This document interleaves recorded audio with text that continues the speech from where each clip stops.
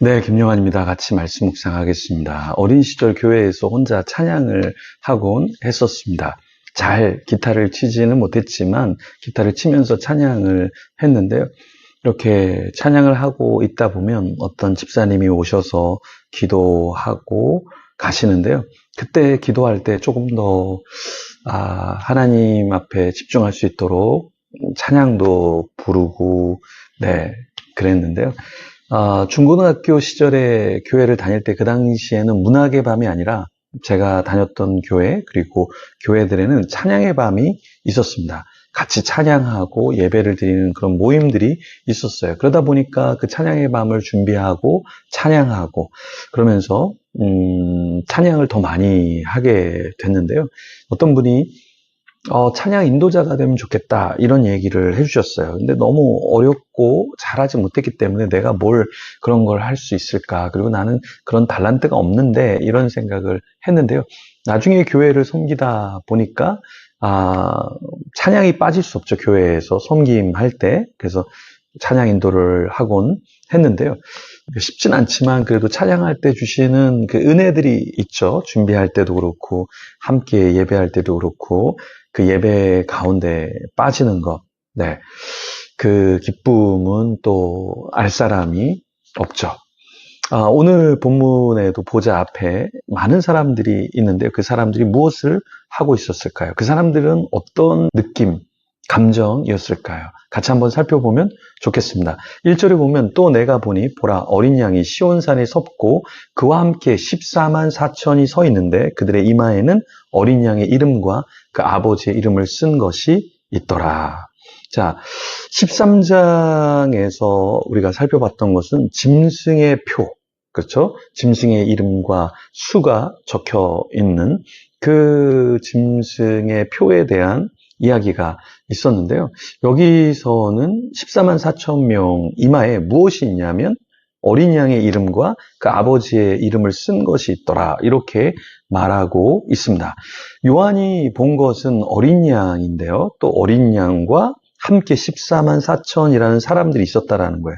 그러니까 이 사람들은 어떤 사람들이었을까요? 시온산이라는 것을 먼저 보면은 이 시온산은 어떤 의미냐면 첫 번째는 포로 시대 이전의 유다의 전 영토, 그리고 이스라엘 모든 족속을 의미한다고 볼 수 있고요. 또 두 번째는 포로 시대 이후에는 성전과 예루살렘 성을 가리킨다, 이렇게 볼 수도 있고요. 세 번째는 구약 성경과 예언서에서 나오는 시온은 메시아가 오셔서 구속받은 자기 백성들을 모으는 장소로 볼 수 있습니다. 여러 가지의 이제 해석이 부여될 수 있는데요.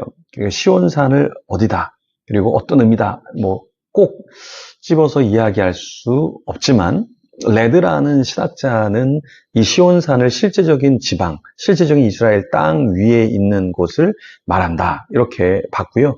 모리스 비슬리 무레이 같은 경우는 지상에서 이루어질 메시아 왕국, 천년 왕국을 의미한다, 이렇게 봤습니다. 세 번째, 키틀, 벵겔, 플러머, 여러 신학자들은 이 시온산 그리고 거기에 있는 14만 4천 명에 대해서 구속받은 자들이 모여서 함께하는 장소, 이렇게 이해를 했습니다. 14만 4천 명을 이해할 때, 이 시온산을 이해할 때도 딱 어디다 명확하게 말할 수 없는 게 상징적인 장소이기 때문에 그렇잖아요. 근데 14만 4천도 상징적인 수거든요. 그러니까 요한이 딱 봤는데 한 명, 두 명, 세 명, 네 명, 다섯 명, 그래서 14만 4천 명이야, 이런 계산이 나왔다 하기보다는 14만 4천 명이 계시록 7장 4절에도 언급되지만 이것은 수많은 무리들, 그러니까 하나님 앞에서 구속함을 받은, 하나님을 경배하는 그런 무리들이다, 이렇게 봐야 하겠죠. 만약에 이게 문자적으로, 세대주의적으로 문자적으로 14만 4천 명이면 14만 4천 명만 구원받고 나머지는 다 지옥에 간다, 이렇게 해석하는 것은 좀 잘못된 해석일 수 있다라는 것이죠. 그래서 우리가 요한계시록을 해석할 때 문자적으로만 다 해석해버리면 문제가 되는 게 바로 이런 이유 때문에 그렇습니다. 14만 4천, 그게 14만 4천 명만 의미하는 건가?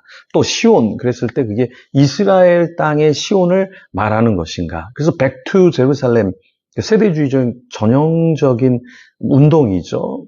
이스라엘을 회복시켜야 된다. 왜냐하면 영적 이스라엘이 아니라 육적인 이스라엘을 말하는 것이다. 문자적으로 이렇게 봐야 된다라고 해석하니까 백투 제루살렘이라는 예루살렘이라고 하는 그런 무브먼트가 사실 있었던 거예요. 2절과 3절에 보면 내가 하늘에서 나는 소리를 들으니 많은 물소리와도 같고 큰 우레소리와도 같은데 내가 들은 소리는 검은 고 타는 자들이 그 검은 고를 타는 것 같더라. 3절 그들이 보좌 앞과 내 생물과 장로들 앞에서 새 노래를 부르니 땅에서 속량함을 받은 14만 4천 밖에는 능히 이 노래를 배울 자가 없더라. 2절에 요한이 들은 것은 하늘에서 나는 소리인데 그 소리가 많은 물소리와 같았다라는 거예요. 큰 뇌성과 같은 소리였다. 그러니까 엄청난 사운드, 찬양의 소리가 들렸던 것이죠. 그리고 어린 양 앞에 섰던 사람들은 찬양하고 있었죠. 그 이마에는 어린 양과 하나님의 이름을 가진 그 자들임을 드러내는 그런 표시가 있었다라는 것입니다. 이 찬양한 무리의 특징을 보니까 보좌 앞과 내 생물과 장로들 앞에서 새 노래를 불렀다. 그러니까 새 노래라는 것은 그냥 새 노래 이렇게 해석할 수도 있겠지만 여기에 새 노래라는 것은 하나님 앞에서 온전한 노래를 주님께 부르고 있다. 이렇게 해석을 할 수 있죠. 만약에 문자적으로 새 노래라 그러면 계속 새 노래만 배워서 부르는 것이 새 노래 그런 의미가 될 수 있는데 그것이 아니라 문자적으로 그렇게 해석해서는 안 되고 여기서 말하는 새 노래는 구속함을 받은 자들이 새롭게 되어서 하나님께 온전한 찬양을 올려드리고 있다. 이렇게 봐야 한다라는 겁니다. 그러니까 우리가 매일 새로운 찬양을 주님께 올려드린다라는 것은 곡으로 새로운 곡만 말하는 게 아니라 우리의 삶이 계속해서 새롭게 되어지고 정결하게 되어져서 주님께 온전한 찬양의 예배, 찬양을 드리고 있다라는 것으로 해석해야 한다라는 것입니다. 그래서 4절에 보면 이게 무엇인지 조금 더 알 수 있는 게 무엇이냐면 이 사람들은 여자와 더불어 더럽히지 아니하고 순결한 자라 어린 양이 어디로 인도하든지 따라가는 자며 사람 가운데 속량함을 받아 처음 익은 열매로 하나님과 어린 양에게 속한 자들이니 5절 그 입에 거짓말이 없고 흠이 없는 자들이더라. 앞에서 설명한 것처럼 이 찬양과 이 찬양자들은 더럽히지 아니한 자, 순결한 자, 주님이 어디로 가시든지 순복하고 따라가는 사람들, 그리고 입에 거짓이 없는 사람, 흠이 없는 자들이다. 이렇게 말하고 있습니다. 그럼 우리는 어떤 자들이 돼야 될까요? 이 구절의 고백처럼 우리가 우리 스스로 더럽히지 않는 자가 돼야 되겠고요. 또 주님이 인도하시는 곳을 따라가야 한다라는 거예요. 머뭇거리는 것이 아니라 따라가야 하죠. 따라갈 때 어떻게 됩니까? 우리가 주님의 열매가 되고 또 어떤 자가 돼요? 거짓말이 없고 흠이 없는 자가 된다라는 것이죠. 그래서 우리 자신을 더 온전히 드리면서 새 노래를 불러드리는 저와 여러분이 되기를 소망합니다. 그런 자 되도록 같이 기도하며 주님 앞에 나아가겠습니다.